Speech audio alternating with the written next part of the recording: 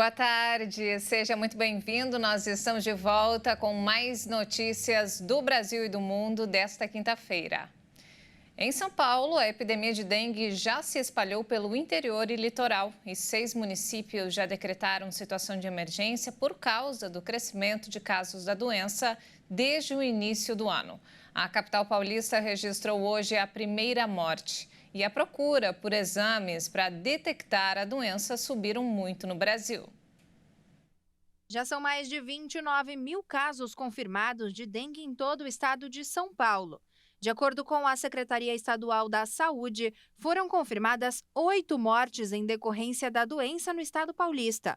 29 cidades registram no mínimo 300 casos de dengue para cada 100 mil habitantes, um índice que configura epidemia em São Paulo. Pelo menos 6 cidades que já decretaram o estado de emergência por causa da dengue: Marília, Botucatu, Jacareí, Pindamonhangaba, Pederneiras e Bariri. Os decretos têm a função de facilitar ações como a compra de insumos e a contratação de serviços em meio à explosão de registros da doença.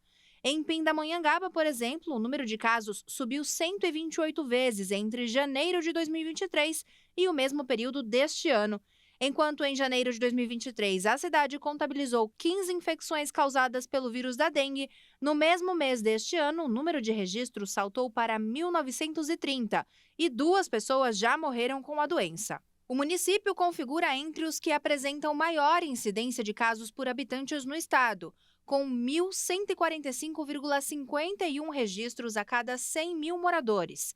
Na cidade de São Paulo, só em janeiro foram registrados 3.344 casos de dengue, um aumento de 350% em relação ao mesmo período do ano passado.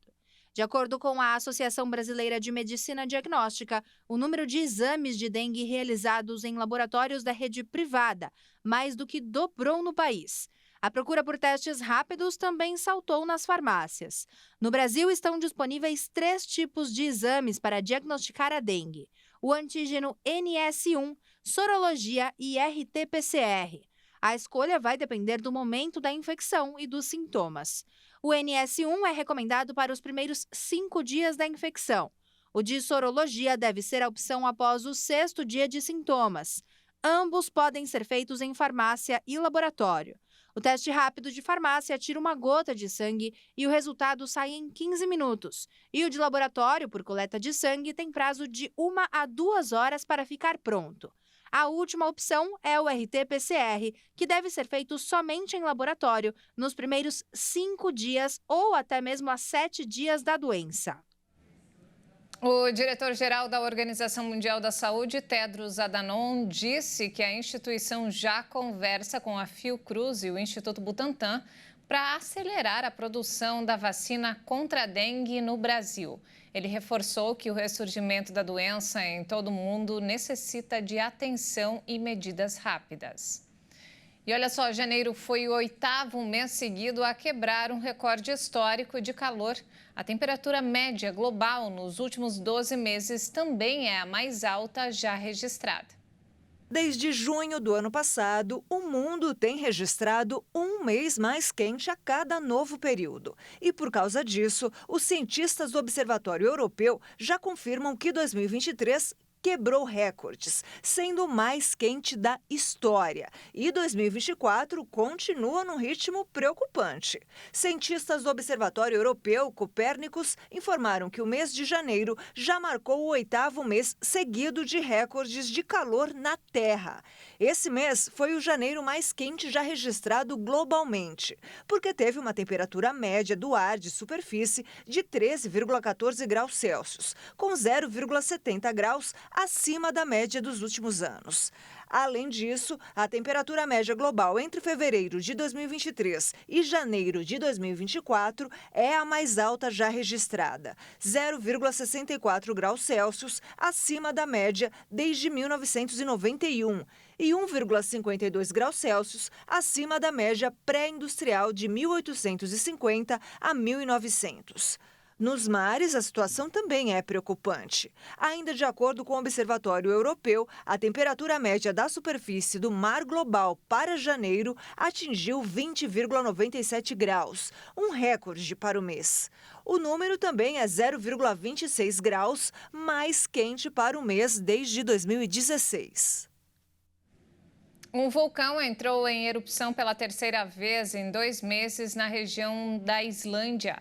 A lava expelida chegou a atingir 80 metros de altura. Segundo os primeiros relatos da vigilância da Guarda Costeira, a erupção aconteceu na mesma área que a de 18 de dezembro. A agência detalhou que a fissura tem quase 3 quilômetros de comprimento. A Islândia possui mais de 30 vulcões ativos. No fim do ano passado, o país começou a construir diques para ajudar a desviar o fluxo de lava para longe de áreas residenciais e infraestruturas. O Senado dos Estados Unidos rechaçou um acordo que inclui uma reforma migratória e recursos para a Ucrânia e Israel, apesar das negociações que duraram meses entre democratas e um grupo de republicanos. Um grupo de legisladores democratas e republicanos levou meses para negociar esse projeto de lei com o governo do presidente Joe Biden. Mas o pacote legislativo, que inclui recursos para a Ucrânia e Israel, foi reduzido a nada em questão de minutos, durante uma votação de procedimento na Câmara Alta do Congresso. A maioria dos republicanos votou contra, inclusive aqueles que o apoiaram inicialmente.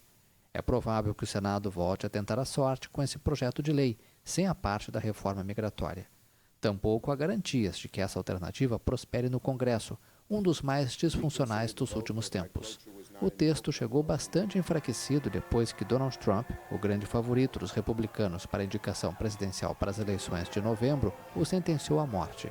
Depois da votação no Senado, o mais provável é que o tema migratório fique de lado no Congresso, mas deve continuar bastante presente durante a campanha para a eleição presidencial, que, ao que tudo indica, será uma revanche entre Biden e Trump.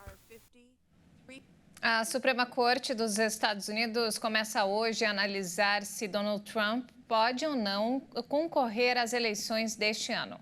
Os juízes vão discutir se o ex-presidente americano teve influência na invasão do Capitólio em janeiro de 2021.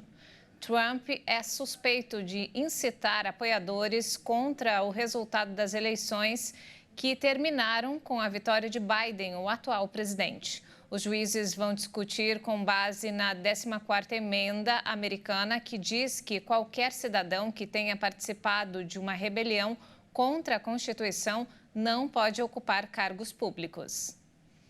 E essa edição fica por aqui. Mais informações ao longo da nossa programação. Muito obrigada pela companhia e uma ótima tarde.